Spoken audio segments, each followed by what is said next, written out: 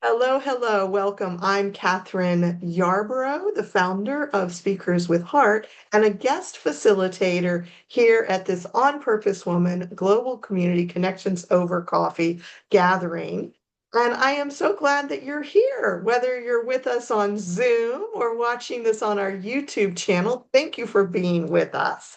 We have an amazing speaker today. She is a dynamite human being as well as a great speaker, Laura DiFranco. She's talking about storytelling for business owners. Laura is the CEO of Brave Healer Productions, an award-winning the Brave Healer Productions, and an award-winning publisher for holistic health, wellness, and business professionals with a mission to help the world experience what's possible. Awesome, Laura. Take it away. Let's hear your brilliance. So this morning, I second guessed the choice of the story I'm about to share today. That is how I know it was the perfect choice. So in January 2020, my daughter, who was 17 at the time, reported to me that her cheer coach had been molesting her. It took 3 years for her to report that to me. So that means she was 14 when that abuse started. I and my family were going through a divorce the year this person infiltrated our lives and our home. I now know what grooming means because of him. We spent 3 years during COVID in 3 different counties fighting 3 different court cases. The first one ended up in a hung jury. In the second, in a tiny courtroom in Worcester County, Maryland, after 3 excruciating days of testimony, where I and many of our family took a witness stand for the first time in our lives, that man was sentenced to 10 years in prison. By the way, nobody tells you that a witness stand both looks and feels like a coffin. He will stand trial in the 3rd county after he serves the sentence in Maryland. In March of 2020, just a couple weeks after COVID started and 2 months after she reported, was also the explosion of the Brave Healer empire, something I never saw coming either. Our first expert collaboration was focused on getting self-healing tools into people's hands at home during COVID. This was a divinely guided project that led to the celebration of 100 published titles last month. What? So, alongside an incredibly difficult, almost impossible trauma for my daughter and our family, my business was taking off. Really, universe? Really? By the way, just after we won the trial in Maryland, my father died. And then I herniated 2 discs in my back and spent 9 months lying on the floor, staring at the ceiling between Zoom meetings. 2 things helped me survive the 3 years it took to put the abuser behind bars and the extra year it took to heal. Writing my way through the pain and using my writing as an awareness and healing tool was number 1. I never stopped. And number 2, my very purposeful business and the community that started writing, sharing, and publishing their stories with me in our books was survival tool number 2. through every single journal entry I made and every story I read and edited for our books, I processed, I healed, I shifted my energy, and stayed aware and on purpose.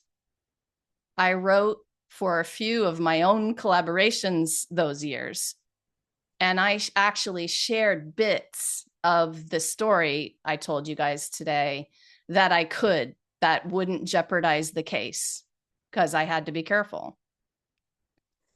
This very purposeful focus and high vibe community, look at the faces here, was what allowed me to be any kind of okay mother during that time, in addition to providing for myself and my family with my business, because mortgage payments don't stop when life happens, y'all.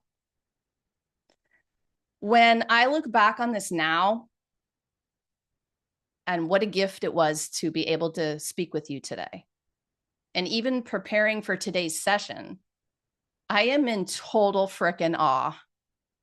I manifested the container I needed to survive the worst time of my life. And not only did we survive, but my daughter just graduated college, is thriving at her first job, and I won't be surprised if she's ruling the world sometime soon. Okay? That's my daughter. My business continues to be a sacred, safe space for my healers to write, share, and publish, helping them with their legacy and that huge ripple. I was meant to publish for healers. I was born to help share stories, whether they be trauma, tragedy, success, joy, or accomplishment. We're helping the world experience what's possible together. It is big potato stuff to me. Stories build a know, love, and trust with your audience. The thing I see missing from most business owners' marketing strategy is real, vulnerable, personal stories that allow us to get to know and trust you so that we pick you as our coach, healer, or person we want to hire. So I have the Brave Story Medicine storytelling method. I call it story showing, actually. And there's a few things I want you to think about. There's some steps. There's a little method of a way to think about this for yourself. Keep the ideal client in mind, because the story I shared, well, it might be all about me and my family, but certainly it is also about my ideal reader who might still be a little afraid to share that thing with the world. Keep your ideal reader and client in mind. It's not all about you and your story. It's about the story they need to hear. So pick personal stories from your experience that resonate with that ideal client or reader. The more personal, the more universal. There is no TMI in storytelling, to Laura. And that's why it's Brave Healer Productions. Because for some people, that's too much. They can't share the personal thing. It's the personal thing that makes me hire you, though. It's me nodding my head and resonating with that personal story that you shared. It's your vulnerability in a lineup of 100 coaches with the same credentials. It's your vulnerability that makes me lean into you. The more personal, the more a prospective client will resonate and think to themselves, she's the one for me. So what stories in you are waiting to be told? Hence the breakout question today, right? What are the moments of your life that, when shared, help someone change their life? Go back, you guys pick 5, 10 years. Think about your life, all the many minutes and moments you've lived, and begin to fill in some blanks in those years with the following things. your defining moments. What's a story, a defining moment story that helped you be who you are today, doing what you do now for your business? What was a pivotal or transformative moment for you? What was a scene in your life that made you who you are now, doing what you do now? What was a conversation you had with a coach, a friend, a family member that changed the way you thought or believed? That story. We all have these conversations that are happening in our lives. What experience of awe or wonder helped change your awareness about the world? It's not all trauma and tragedy, is it? Your choice. What pain turned to purpose for you? Ooh, that's a good story. So you'll be creating a list of signature stories right now. I hope you're writing some ideas down, right? These are your signature stories, and you might have a list of 3, 5, 10 of these. And somebody in our breakout room asked a question. I think it was Liz that I didn't answer, but I can answer now. It's like, I have all these stories. Who, when do I share them? When do I share which ones? Well, it's the business that you want to build behind it. So you got to know your audience. And if you know the audience you're about to speak in front of or right in front of, then you choose the story for the moment for that audience. And it's so cool to have several signature stories to tell so you can pick. So create that list of signature stories. First and foremost, it was spoken about a few minutes ago. Write to feng shui your soul first and as a priority. Please do not attach to it being published or anyone else reading it at first. Begin writing these stories with no attachment to who's going to read them. Use your journal as a healing tool.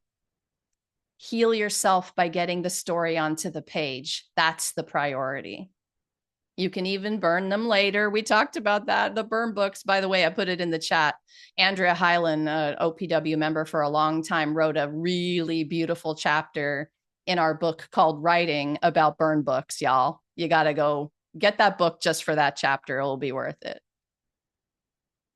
So it's important to prioritize your own healing first. Later, you can decide what's published or what's shared out loud. And then start sharing, of course, right? So decide which stories your ideal clients need to hear. You might circle 1 or 2 of them that you have written down. Okay, that's the one that so-and-so needs to hear to kind of kick them in the butt to get moving with their dream life, right? Which of these stories build the know, love, and trust to help them into your world? Which one of these stories helps that ideal reader, client not feel alone anymore? Which one of the stories helps them get over their excuses and inspires them to live the life they were born for? Remember, you're choosing one of these signature stories in the moment for that particular person. And if you're trying to talk to everyone, you are talking to no one. So have a face and a name in front of you when you're thinking about these things. These stories, y'all, write them, tell them, publish them, and share them. The brave act of sharing your story is more healing for you. And it's what's going to help your clients know that you are the one they want to hire.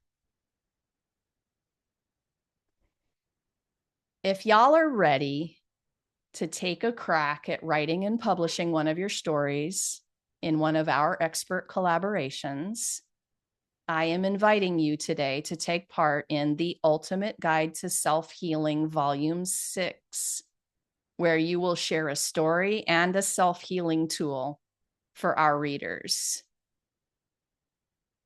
The ultimate guide to self-healing is the origin story, y'all. And here we are with volume 6. Like, that is amazing and crazy.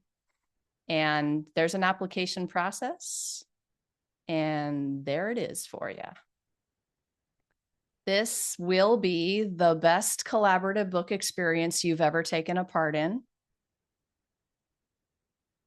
Laura DiFranco is my name and brave healing is my game. What if the thing you're still afraid to share is exactly the thing that someone needs to read to change or even save their life? It is time to be brave. And if you guys have questions, I'm all ears. Wow. Before we have questions, let's just all take a moment to unmute and let Laura know how amazing she is. If you've unmuted yourself, let's do it. Fantastic. Thank you. Love it. Oh my goodness.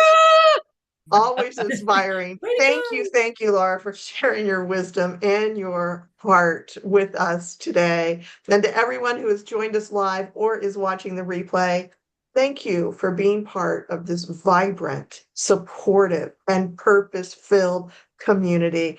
And if you'd like to learn more about how to get involved in our Zoom or in-person meetings or explore On Purpose Woman magazine, head on over to opwgc.com.